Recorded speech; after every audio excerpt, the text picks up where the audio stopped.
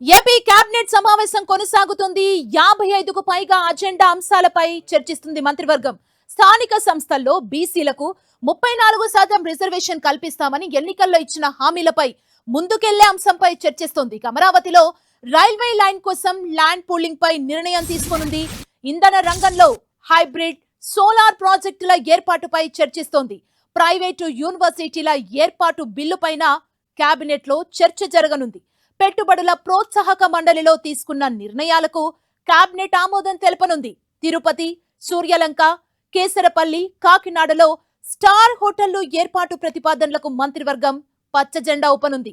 ఇంధన రంగంలో hybrid, solar ప్రాజెక్టుల ఏర్పాటు ప్రతిపాదనలకు గ్రీన్ సిగ్నల్ ఇచ్చే ఛాన్స్ ఉంది.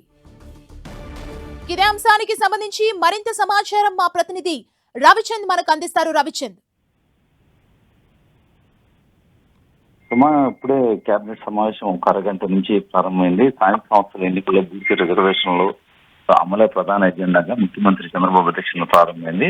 సచివాలయం ఫస్ట్ బ్లాక్ లో కేబినెట్ సమావేశం జరుగుతుంది. స్థానిక సంస్థల్లో బీసీలకు 34% రిజర్వేషన్ కల్పిస్తామని ఎన్నికలలో ఇచ్చిన హామీపై ముందుకు వెళ్లాలనే అంశంపై చర్చిస్తున్నారు.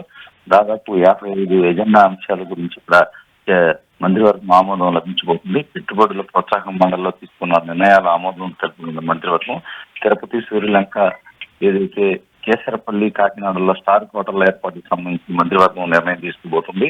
ఇంధన రంగంలో హైబ్రిడ్, సోలార్ ప్రాజెక్టుల ఏర్పాటు ప్రతిపాదన ఆమోదం జరపబోతుంది.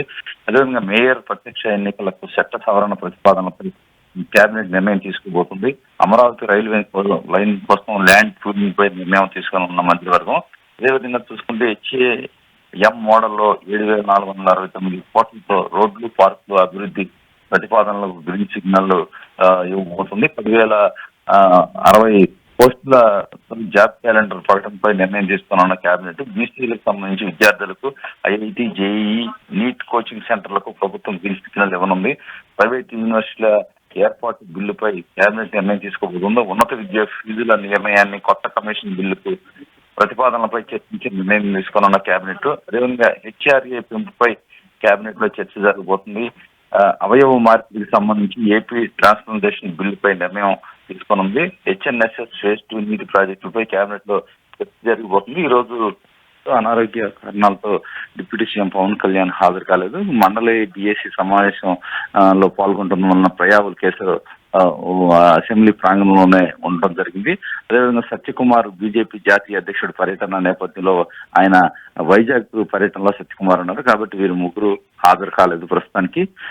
ఇవన్నీ అంశాలు, కీలకమైన అంశాలు. అదేవిధంగా ఏదైతే గవర్నర్ కోటాలో ఎమ్మెల్సీలపై నిర్ణయం తీసుకునే అవకాశం అయితే కనిపిస్తుంది. ఇప్పటికే 2 పేర్లు నామినేట్ చేస్తున్నట్టు తెలుస్తుంది. టీడీపీ సీనియర్ నేత వర్లరామయ్య పేరు, అదేవిధంగా అనంతపురం జిల్లాకు చెందిన అంగన్వాడీ జిల్లా అధ్యక్షురాలు రమాదేవి పేరు కూడా ప్రధానంగా ఇక్కడ వారిద్దరిని ఎంపిక చేసి గవర్నర్ కి పంపే అవకాశం అయితే మనకి కనిపిస్తుంది. ఈ విధంగా దాదాపు 55 అజెండాల పైన ఇక్కడ కేబినెట్లు అయితే ఉన్నాయి. అజెండా అయిన తర్వాత ఆ కేబినెట్ సమావేశం ముగిసిన తర్వాత మరలా అసెంబ్లీ శాసన మండలి ప్రారంభంగా సాగబోతున్నాయి. అంటే రవిచంద్, ప్రియారిటీ అంశాలు ఏమున్నాయి ఈ కేబినెట్ భేటీలో? ప్రధానంగా ఏ అంశాన్ని టార్గెట్ గా చర్చిస్తున్నారు? ప్రధానంగా బీసీలకు సంబంధించి కీలక నిర్ణయం అని చెప్పుకోవచ్చు. ఎందుకంటే సెప్టెంబర్ లో స్థానిక సంస్థల ఎన్నికలు జరపాలనేది ప్రభుత్వం ఒక నిర్ణయంగా మనకి కనిపిస్తుంది. ఈ నేపథ్యంలో బీసీలకు రిజర్వేషన్లకు సంబంధించి ప్రభుత్వం కీలక నిర్ణయం తీసుకోబోతుంది. ఇప్పటికే రాజీవ్ రంజన్ మిశ్రా సంబంధించిన కమిటీ రిపోర్ట్ కూడా ప్రభుత్వానికి ఇచ్చింది. ఈ నేపథ్యంలో బీసీలకు 34% రిజర్వేషన్లు ఇస్తామని ఎన్నికల్లో కూటమి పార్టీలన్నీ కూడా హామీ ఇచ్చాం, మేనిఫెస్టోలో కూడా పెట్టాయి. ఈ నేపథ్యంలో ఈ చట్ట ప్రకారం కొంత ఇబ్బందికర పరిస్థితులు ఉన్న నేపథ్యంలో వాటిని ఏదో విధంగా దాన్ని చట్టంలో తీసుకొచ్చి రిజర్వేషన్లు కల్పించాలనేది ప్రభుత్వ నిర్ణయం. దానికి సంబంధించి కూడా కీలక చర్చలు అయితే జరిపాయి. ఈ రోజు కేబినెట్ లో కూడా దానికి సంబంధించి ఒక నిర్ణయం ఇస్తున్నారు. అంటే జీవో ఇస్తారా లేదా అసెంబ్లీలో చేయాలనేది ఒక కేబినెట్ లో ఒక నిర్ణయం తీసుకోబోతున్నారు. ఒకవేళ కనుక ఏదైతే బీసీలకు 34% రిజర్వేషన్లు ఇచ్చి తీరుతామని అయితే కూటమి చెప్తుందో, ఒకవేళ చట్ట ప్రకారం ఇబ్బందికర పరిస్థితులు ఏదైతే అవి కూటమి పార్టీ తరఫున రిజర్వేషన్లు అమలు చేసే విధానం గురించి కూడా ఒక కీలక నిర్ణయం తీసుకునే అవకాశం ఉంది. ఏది ఏమైనా ప్రభుత్వం అయితే ముందుగా చట్టం కానీ అదేవిధంగా జీవో కానీ ఇచ్చే అవకాశం అయితే మనకు కనిపిస్తుంది. దానిపైన కీలకమైన చర్చ జరిగే అవకాశం ఉంది. మిగిలినవన్నీ కూడా ఏదైతే SIPలో ఆమోదాలు అదేవిధంగా అమరావతి డెవలప్మెంట్ కు సంబంధించిన కొన్ని అంశాల గురించి కూడా నిర్ణయం తీసుకునే అవకాశం ఉంది. Okay, thank you Ravichand.